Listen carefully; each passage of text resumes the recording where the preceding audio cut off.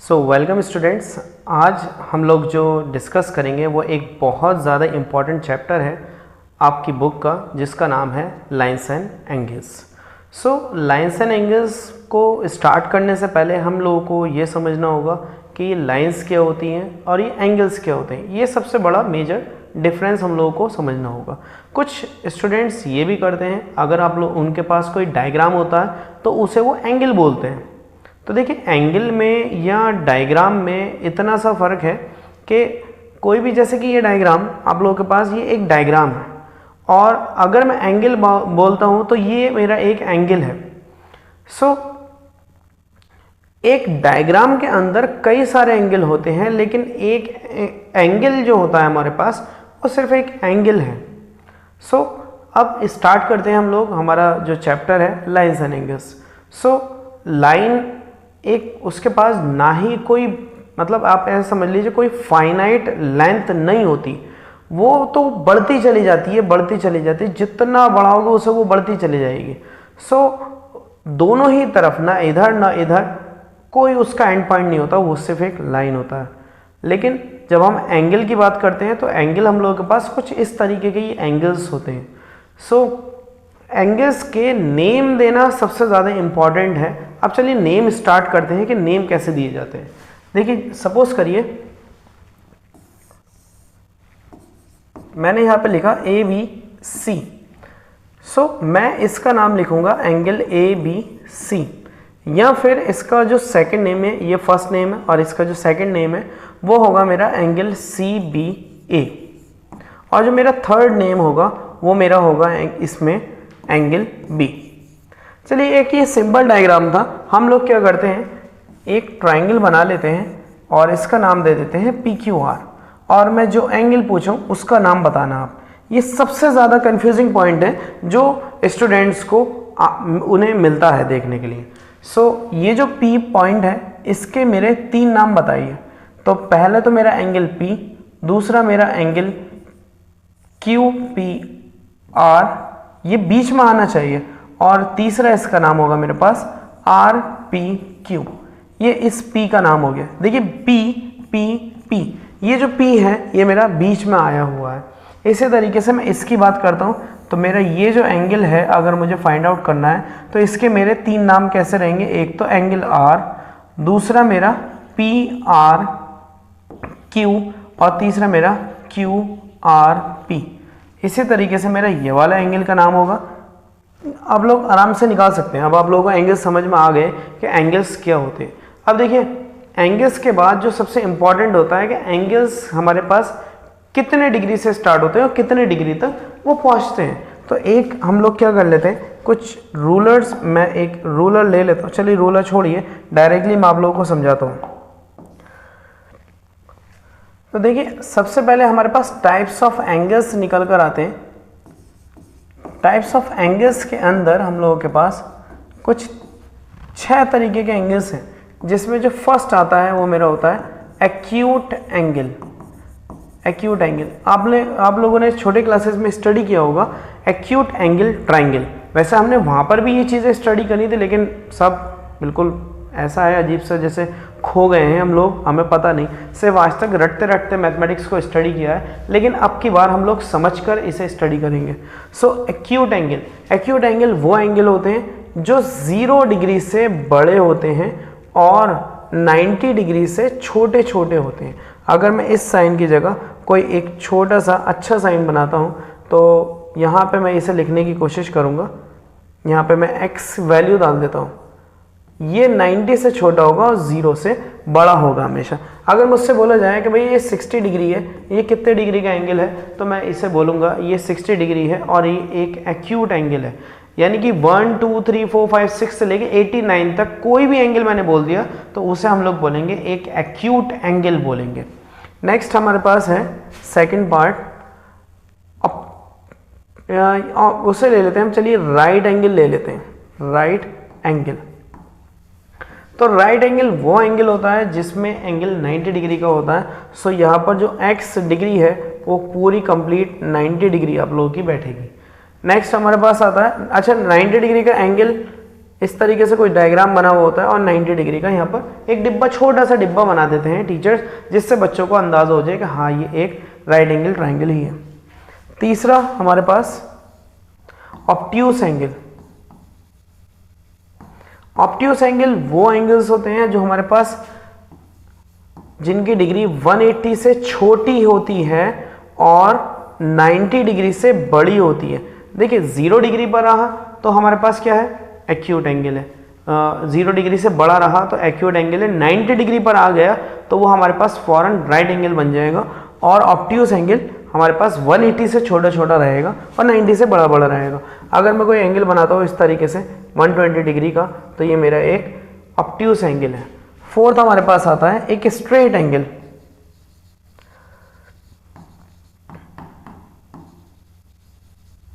Straight angle, straight angle में क्या होता है कि आप लोगों का जो एंगल होता है वो 180 डिग्री का होता है कि ये लाइन उठी और बिल्कुल सीधी इधर को चली गई।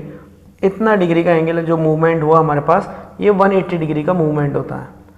नेक्स्ट हमारे पास आता है रिफ्लेक्स एंगल। रिफ्लेक्स एंगल जो 180 से बड़े होते हैं लेकिन 90 से छोटे छोटे होते हैं। ये कुछ इस हिसाब से बनते हैं। देखिए यहाँ से कोई लाइन स्टार्ट हुई और स्टार्ट होकर ये नीचे तक पहुँच गई, 180 से बड़ा बना दिया। तो ये जैसे मान लीजिए कि ये 270 आया तो ये हमारे पास एक रिफ्लेक्स एंगल बनेगा। इसकी वैल्यूज़ जो रहेंगी हमारे पास 180 से हमेशा बड़ी रहेंगी और 360 से हमेशा छोटी रहेंगी। देखिए इस वैल्यू के अंदर नीचे के जितने भी हैं ये सब आएंगे निकल कर। सिक्स्थ हमारे पास आता है complete angle. Complete angle, complete angle क्या होता है, एक लाइन दोबारा से घूमकर उसी पर आ जाए, उसी पोजीशन पर आ जाए तो वो एक कंप्लीट एंगल यानी 360 डिग्री का एंगल वो बनाती है। चलिए ये जो हो रहा है ये क्यों हो रहा है, आप लोग, मैं एक छोटा सा मैं डिब्बा ले लेता हूँ एक।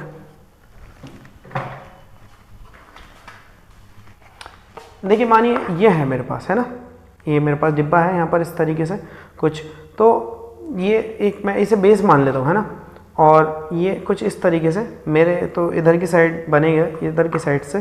तो ये जो अगर मैंने यहाँ पर रखा इस पॉइंट को तो ये 0 डिग्री है। अगर मैं इसे हल्का सा यूँ करके उठाऊँगा तो ये मेरे पास एक्यूट एंगल की पोजीशन बना रहा है। किसकी, एक्यूट एंगल की। तो ये अगर मैं बढ़ाता रहूँगा क्योंकि 90 डिग्री का बिल्कुल सीधा है यहाँ पर इधर, तो अगर 90 डिग्री का मुझे लाना है तो बिल्कुल सीधा करना पड़ेगा। और अगर मैंने हल्का सा छोटा करा तो फ़ौरन क्या होगा, वो एक एक्यूट एंगल होगा। 90 डिग्री पर आए, अब 90 डिग्री से इधर हल्का सा भी मैंने बढ़ा दिया तो ये ऑब्ट्यूस एंगल की कैटेगरी में आ गया और ये ऐसे ही चलता रहेगा। ये पूरे जितने भी एंगल्स हैं इधर के सब ऑब्ट्यूस एंगल हैं, ये जितने भी सारे एंगल ऑब्ट्यूस एंगल हैं। लेकिन ये बिल्कुल सीधा हो गया इधर को, यानी कि इधर से लाइन घूम के इधर ये बिल्कुल सीधी टर्न हो गई तो 180 डिग्री का एंगल बन गया। अब मान लीजिए ये 180 डिग्री का इस तरीके से मैंने यहाँ पर ये लिया, यहाँ पे ये एक्यूट एंगल, ये हमारे पास राइट एंगल और ये हमारे पास आ गए 180 डिग्री और बीच में जितने भी रहे ऑब्ट्यूस एंगल है। इस तरीके से मैंने नीचे बाइंड कर दी लाइन। तो देखिए इसने कितना टर्न लिया, लाइन ने यहाँ से ऐसे गई और ये नीचे इतना टर्न लिया तो ये मेरे पास रिफ्लेक्स एंगल हो गया। और ये नीचे जितना भी पोर्शन मेरा नीचे घूमने का है ये सारा मेरा पोर्शन जो है वो रिफ्लेक्स एंगल का है। लेकिन इस पूरी लाइन को घुमाकर मैं वापस घुमाकर इसी जगह पर ले आऊँ तो ये मेरे पास कंप्लीट एंगल बनेगा। सही है। तो इतनी सी चीज़ इसके अंदर है और जो हम लोगों को कभी कभी कन्फ्यूज कर देती है वहाँ पर। अब नेक्स्ट हम लोगों के पास क्या है, सप्लीमेंट्री एंगल्स। कॉम्प्लीमेंट्री ले लेते हैं, चलिए पहले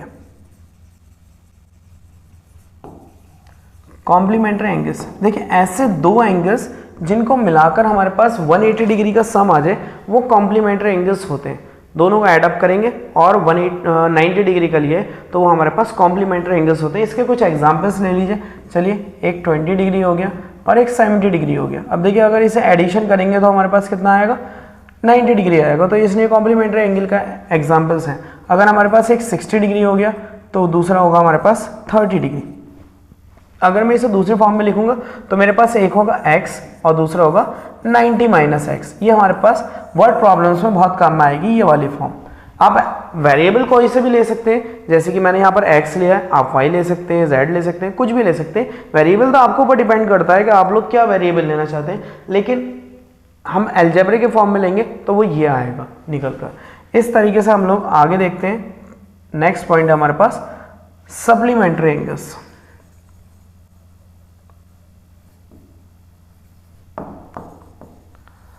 अब ये जो सप्लीमेंट्री एंगल्स है, सप्लीमेंट्री एंगल्स वो एंगल्स होंगे जिन दोनों को मिलाकर 180 डिग्री बैठे। सो सप्लीमेंट्री एंगल्स के एग्जाम्पल हम लोगों के पास आएगा। एक चलिए अगर मैंने 90 ले लिया और दूसरा भी मैंने 90 ले लिया, तभी मेरे पास एग्जाम्पल जो रहे वो सप्लीमेंट्री के एग्जाम्पल्स रहे। चलिए मैं एक जो है 70 ले लेता हूँ और दूसरा भी मैं दूसरा ले लेते हैं 110 डिग्री। तो इन दोनों को मैं मिलाऊंगा तो वो हमारे पास क्या हो जाएगा, फिर दोबारा से 180 हो जाएगा। तो ये मेरे पास एग्जाम्पल्स हैं किसके, सप्लीमेंट्री एंगल्स के। और अगर मैं इसे अलजेब्रा की फॉर्म में लाऊंगा तो वो होगा मेरे पास एक x और दूसरा होगा 180 माइनस एक्स। वर्ड प्रॉब्लम्स में ये भी बहुत काम में आने वाला है। एक ये पोर्शन मेरा बहुत काम में आने वाला है वर्ड प्रॉब्लम में, और एक मेरा ये पोर्शन बहुत काम में आने वाला है वर्ड प्रॉब्लम में। सो ये इतना सा हम लोगों के पास इसके इंट्रोडक्शन में है। और इंट्रोडक्शन से आगे जब हम इसके और टाइप्स ऑफ एंगल्स की बात करते हैं तो चलिए आगे बढ़ते हैं। अब देखिए मैं दो लाइंस लेऊंगा। एक लाइन चलिए मैं ऐसे ले लेता हूँ, ये लाइन, और एक लाइन मैंने ले ली ये वाली। तो एक का लाइन का नाम हो गया m और दूसरे का नाम n हो गया। अब आप लोग बोलेंगे सर ये कैसे नाम ले रहे हैं, तो देखिए नेम तो नेम है, कुछ भी हो सकता है, और एक लाइन हो गया l। सो यहाँ पर 8 एंगल्स बनेंगे जब लाइन कटेगी। तो 1 2 नंबरिंग कर लेते हैं। ये नंबरिंग में मेरे नेम्स हैं 5 6 7 8। आप लोग बोलेंगे कि बस सर नंबर भी क्या नेम होते हैं? हाँ बिल्कुल, इस चैप्टर में नंबर्स भी नेम होंगे। यानी कि जो 1 है इसकी वैल्यू 1 नहीं है, इसका सिर्फ नाम 1 है और कुछ नहीं। अब यहाँ पर अगर मैं इसमें रिलेशंस निकालने की कोशिश करूँ कि कौन से एंगल्स क्या होते हैं, तो सबसे पहला मेरा रिलेशन बैठता है ऑल्टरनेट, ALTERNATE, ऑल्टरनेट। दोबारा लिख देता हूँ,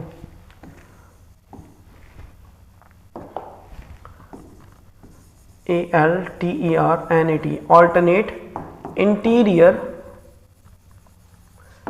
एंगल। ये सिर्फ शुरुआत में हम पूरे नाम लिख रहे हैं, वरना शॉर्ट फॉर्म में ALT एंगल लिखेंगे बस। सो ऑल्टरनेट इंटीरियर एंगल मेरे पास कौन से होंगे, उसके लिए मैं एक छोटा सा एक अलग डायग्राम बना लेता हूँ आपके लिए, जिससे आप लोगों को अंदाज़ा हो जाएगा कि हाँ ऑल्टरनेट इंटीरियर एंगल वो होते हैं। सो इधर का जो मेरा 4 है और इधर का मेरा 6 है। सो ये दोनों ही एंगल्स मेरे पास ऑल्टरनेट इंटीरियर एंगल कहलाएंगे। यानी कि एंगल एक 4 और 6 एक साथ ऑल्टरनेट इंटीरियर एंगल है। इसी के साथ अगर मेरे पास इधर का जो एंगल है ये वाला और ये वाला, इसमें क्या नंबरिंग है, यहाँ पे 3 और इधर आ गया मेरे पास 6।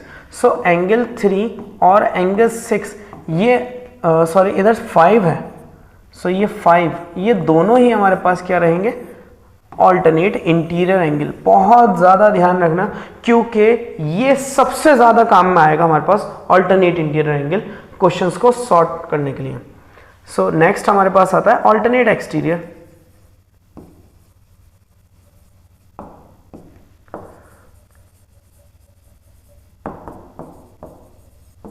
इसके लिए भी चलिए डायग्राम दोबारा से मैं सेम बना लेता हूँ, छोटा सा, जो आप लोगों को आसानी हो जाए समझने में। सो ये लाइन बनी ऑल्टरनेट एक्सटीरियर एंगल में, एक इधर का ये 1 मेरा और इधर वाला 7 एंगल।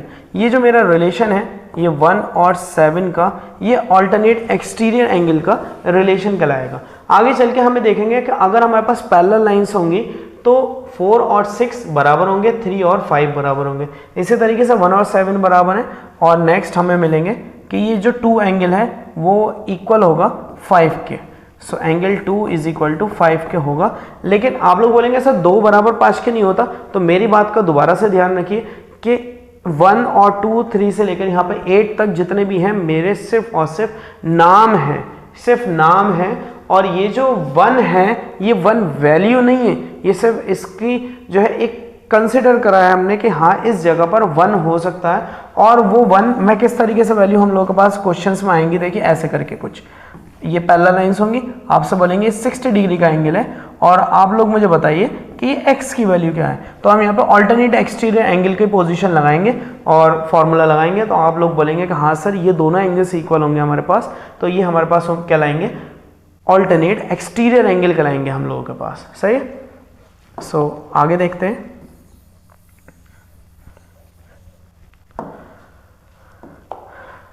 थर्ड आते हैं हमारे पास को इंटीरियर।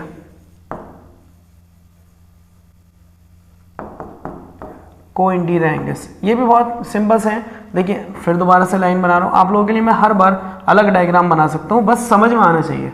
देखिए ये वाला 4 और ये वाला 5, इसी तरीके से इधर में हमारे पास 3 और इधर का हमारे पास 6।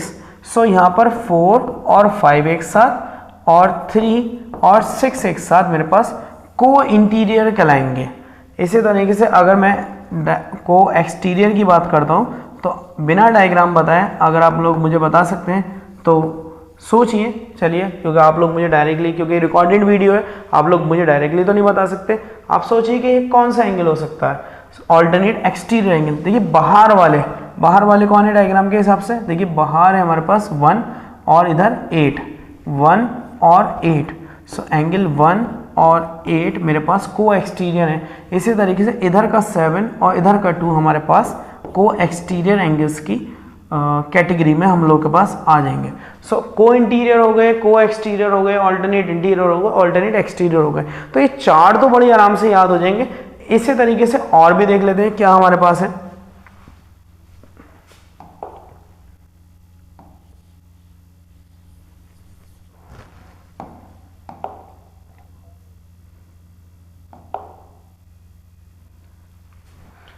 सो अगर आप लोगों को इसका स्क्रीनशॉट लेना है तो आप लोग इसका स्क्रीनशॉट भी ले सकते हैं, बाकी हम लोग इसे रफ कर देते हैं। चलिए अब देखिए हमारे पास नेक्स्ट आते हैं हमारे पास corresponding angles. CORRESPONDING corresponding angles को शॉर्ट में ये हमारे पास साइन बनेगा इस तरह से, ये ऐसे एंगल का साइन होगा। ये देखिए कुछ स्टूडेंट ऐसे बनाते हैं, ये बनाना बिल्कुल गलत है। ऐसे बनाएंगे आप लोग साइन। वैसे तो कोई इतनी ज़रूरत नहीं है, टीचर समझ जाता है, लेकिन एक और लगता है, ऐसा लगता है कि ये स्टूडेंट को क्वेश्चन आता ही नहीं है अगर उसने इस तरीके से बनाया तो। सो एंगल का साइन प्रॉपर बनाएंगे और उसमें एस लगा देंगे, यानी बहुत सारे एंगल्स की हम लोग बात करें। करस्पॉन्डिंग एंगल्स, इसके नीचे चलिए डायग्राम बनाते हैं ताकि करस्पॉन्डिंग एंगल्स करस्पॉन्डेंस आप लोगों को पता रहे। करस्पॉन्डिंग एंगल में क्या होता है? देखिए एक बाहर वाला एंगल, एक अंदर वाला एंगल, यानी कि लाइन के बाहर ऊपर की साइड और एक लाइन के अंदर की साइड। दोनों तो देखा जाए तो दोनों ऊपर की साइड ही हैं लाइन के, और अगर नीचे की बात करेंगे तो दोनों नीचे ही होने चाहिए लाइन के। अगर इधर की बात करेंगे तो इधर ऊपर होना चाहिए, और अगर नीचे की बात करेंगे तो नीचे ही होना चाहिए। सो हमारे पास देखिए क्या नंबरिंग है इसके अकॉर्डिंग। एक तो 1 और 5, दूसरा हमारे पास 2 और 6, नेक्स्ट हमारे पास 3 और 7, और उससे नेक्स्ट हमारे पास आएगा 4 और 8, 4 और 8। तो ये सारे एंगल्स हमारे पास करस्पॉन्डिंग एंगल्स की कैटेगरी में आते हैं। ये सब करस्पॉन्डिंग एंगल कहलाते हैं हम लोगों के पास। नेक्स्ट हमारे पास आएगा वर्टिकली अपोजिट एंगल्स। ये बड़ा अच्छा है भाई, वर्टिकली अपोजिट एंगल्स।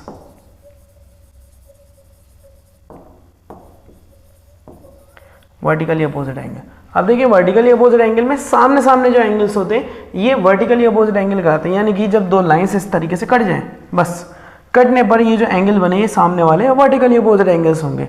ये वाला एंगल वर्टिकली अपोजिट एंगल की कैटेगरी में आएगा। अब इसमें देखिए कई सारे आपको सामने सामने दिख रहे होंगे। बिल्कुल देखिए 2 दिख रहा है, देखिए ढूंढी का एंड 1 2 दिख रहा है। सो 2 किसके बराबर होगा? 4 के। चाहे अभी हम यहाँ पर कोई भी रिलेशन नहीं निकाल रहे, डायरेक्टली चलिए हम यहाँ पर इक्वल का साइन लगा के लिख देते हैं। तो 2 और 4 हमारे पास वर्टिकली अपोजिट एंगल होंगे। इसी तरीके से 1 और 3, 5 और हमारे पास 7, और नेक्स्ट हमारे पास क्या होगा?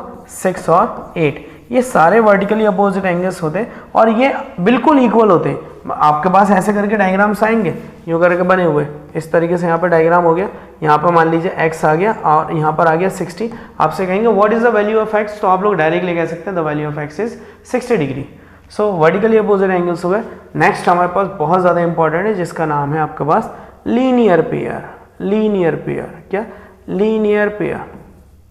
लीनियर पेयर में होता क्या है कि दो एंगल्स को मिलाते हैं हम और 180 डिग्री का आता है। अब वो लीनियर पेयर सिर्फ और सिर्फ एक स्ट्रेट लाइन पर बना हुआ होता है। जैसे कि स्ट्रेट लाइन ऐसे है तो ये एंगल जो यहाँ पर दोनों एक साथ बनेंगे वो लीनियर पेयर की कैटेगरी में आएंगे। अब ये लाइन कैसे भी हो जाए, अगर ये लाइन ऐसे हो गई तो कोई लाइन इस पर आ गई तो ये दोनों एंगल्स हमारे पास लीनियर पेयर की कैटेगरी में आ जाएंगे। सो यहाँ पर लीनियर पेयर कौन कौन से बनाएंगे, 1 और 2, इसी तरीके से 3 और 4 भी बनाएंगे लीनियर पेयर। अगर देखा जाए तो देखिए ऊपर से नीचे की तरफ 1 और 4 भी बनाएंगे, 1 और 4 बनाएंगे, और हमारे पास 2 और 3 बनाएंगे। तो यहाँ पर तो यही जा रहा है। इसी तरीके से नीचे भी तो आएंगे, नीचे कौन कौन से होंगे, 5 और 6, इसी तरीके से हमारे पास 7 और 8, और नेक्स्ट हमारे पास 5 6 7 8 एक साथ। और देखिए कोई ऐसा नहीं है कि बस नंबरिंग चल रही है, ये कैलकुलेशंस बिल्कुल सही है हम लोगों की लगी हुई, 6 7 और इसी तरीके से 5 और 8, ये हमारे पास लीनियर पेयर की कैटेगरी में सारे एंगल्स आएंगे निकल कर। तो एक एडजेसेंट एंगल्स भी होते हैं। एडजेसेंट एंगल्स में बस ये है कि आपके एक ही पॉइंट पे उनका जो आर्म्स होता है, कॉमन आर्म्स होता है उनका, एक कॉमन एक आर्म होता है, वो जो इनके कॉमन आर्म होते हैं, जैसे कि मैं इस तरीके से डायग्राम बना लेता हूँ और यहाँ पर इनका दोनों का कॉमन आर्म यही है, ये बेचारा यही है इनका कॉमन आर्म। तो इस वजह से ये जो है हमारे पास ये एक एडजेसेंट एंगल की कैटेगरी में आ जाएंगे। एडजेसेंट मतलब एक बस एक उनका कॉमन आर्म है और उसके दो डिफरेंट जो आर्म निकल कर आ रहे हैं उससे वो हमारे पास क्या होगा, कहलाएगा कि हाँ ये एडजेसेंट एंगल्स हैं हमारे पास। अब देखिए चलिए थोड़ा सा इसमें रिलेशन देख लेते हैं कि क्या रिलेशन है। तो अब अगर रिलेशन की बात करें कि ऑल्टरनेट एंगल्स अगर पैरेलल लाइन पर आ जाए, चलिए मैं इसे भी रफ कर देता हूँ, मैं दोबारा से दो नई लाइन बना लेता हूँ। ये लीजिए एक छोटी से, उसमें हम लोगों ने पैरेलल लाइन को समझने की कोशिश करेंगे। देखिए जो ट्रेन की जो आपकी पटरियाँ होती है ना, वो बिल्कुल पैरेलल होती है। पैरेलल मीन्स वो कभी नहीं मिलेंगी। अगर आप इनके दोनों के बीच का डिस्टेंस यहाँ से नापेंगे तो वो बिल्कुल इक्वल आएगा, और यहाँ से नापेंगे तो वो भी बिल्कुल इक्वल आएगा। तो बिल्कुल यहाँ से यहाँ तक हर पॉइंट का, जैसे मैं इस पॉइंट को बिल्कुल सामने, इस पॉइंट को अगर मैं मेजरमेंट करने की कोशिश करूँ, अगर ये 10 मीटर का है या 10 सेंटीमीटर का है तो इधर और इधर वाला भी 10 सेंटीमीटर का होना चाहिए, इधर वाला पॉइंट भी 10 सेंटीमीटर का होना चाहिए। बीच में दोनों आपस में जो गैप हो वो जब बिल्कुल बराबर हो तो हमारे पास क्या होगा, पैरेलल लाइंस कराएंगे। अच्छा, आप लोग क्या एग्जांपल्स दे सकते हैं पैरेलल लाइंस के कि आप लोगों ने कहाँ पैरेलल लाइन देखी होंगी, या कुछ भी पैरेलल ऐसी चीज़ें जो बिल्कुल पैरेलल है, पैरेलल वर्ल्ड की बात नहीं कर रहे हैं यहाँ पर, जो बिल्कुल पैरेलल है, तो उसके एग्जांपल्स आप कमेंट बॉक्स में दीजिए। चलिए मैं इस पर एक ट्रांसवर्सल गुजार देता हूँ। ट्रांसवर्सल एल दे दी मैंने यहाँ पर एम और ये एन। देखिए डायग्राम बनाने से कोई नहीं है भाई, आप लोगों के डायग्राम इस तरीके से आया और आपने ट्रांसवर्सल इस तरीके से काट दी, डायग्राम ऐसा आया, ट्रांसवर्सल ऐसे कट गई, डायग्राम ऐसे रहा, और ट्रांसफर जो है ट्रांसवर्सल इधर की साइड से कर सकती है। बस कॉम्बिनेशन हर जगह सेम लगेगा, जो मैं 1 2 3 करके आप लोगों को समझाने की कोशिश करूंगा दोबारा से। 5 6 7 8। अब देखिए जिसने एकदम से अच्छे से समझ सकता है तो डायरेक्टली अगर मैं ऑल्टरनेट इंटीरियर एंगल्स की बात करूंगा तो यहाँ पर मेरे पास 4 जो है इक्वल हो जाएगा मेरे पास 6 के, इसी तरीके से 3 इक्वल हो जाएगा 5 के।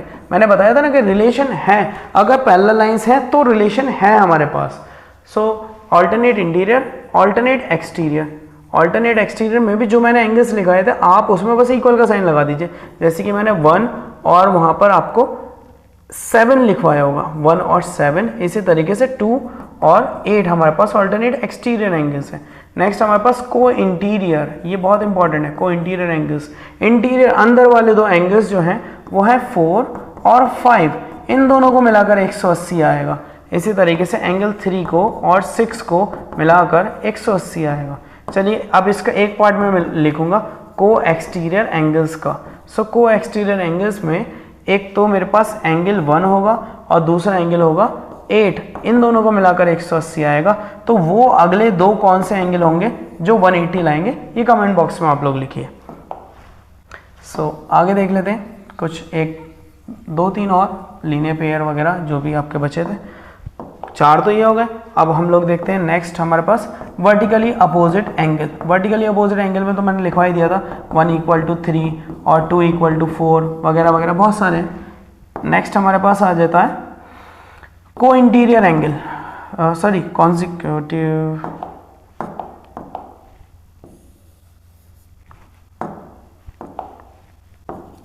लीनियर पेयर ले लेते हैं। लीनियर पेयर जैसा हम लोग बना लेते हैं, 1 और 2 को मिलाकर 180 बैठेगा। इसी तरीके से 5 और 6 को मिलाकर हमारे पास 180 बैठेगा। और भी आप लोग बता सकते हैं, 4 और 3 को मिलाकर 180 बैठेगा, 7 और 8 को मिलाकर 180 डिग्री बैठेगा। इस लीनियर पेयर के ऊपर ये इतना इंपॉर्टेंट है ये लीनियर पेयर कि इसके ऊपर पूरी एक एक्सरसाइज यहाँ पर रखी है लीनियर पेयर के ऊपर। और एडजेसेंट एंगल्स तो कोई भी दो एडजेसेंट एंगल्स ले लीजिए। मान लीजिए 8 के साथ 5 ले सकते हैं, 6 के साथ 7 ले सकते हैं। आई होप मैंने कुछ नहीं छोड़ा, इसमें सारे तरीके के एंगल्स बता दिए हैं मैंने। को इंटीरियर बता दिए, को एक्सटीरियर बता दिए, सप्लीमेंट्री बता चुका हूँ। और सभी चीज़ें आप लोग एक बार से वीडियो अगर स्पीड से आप लोग चेक करेंगे तो आप लोगों को हर एक चीज़ समझ में आ जाएगी कि हमने आप लोगों को क्या समझाने की कोशिश करी। सो पार्ट 2 का जल्द से जल्द आप लोग इंतज़ार करें कि पार्ट 2 कब तक आएगा। ये पार्ट 1 जो एक इंट्रोडक्टिव पार्ट है, काफ़ी बड़ा वीडियो हो चुका है। सो इस चैप्टर की जो वीडियोज़ हैं काफ़ी ज़्यादा बड़ी आएंगी, क्योंकि ये बहुत इंपॉर्टेंट चैप्टर है आप लोगों का। सो लाइक करिए, शेयर करिए, जो करना है करिए, सब्सक्राइब भी करिए और बेल आइकन को ज़रूर प्रेस करिए। ठीक है, थैंक यू एवरीवन।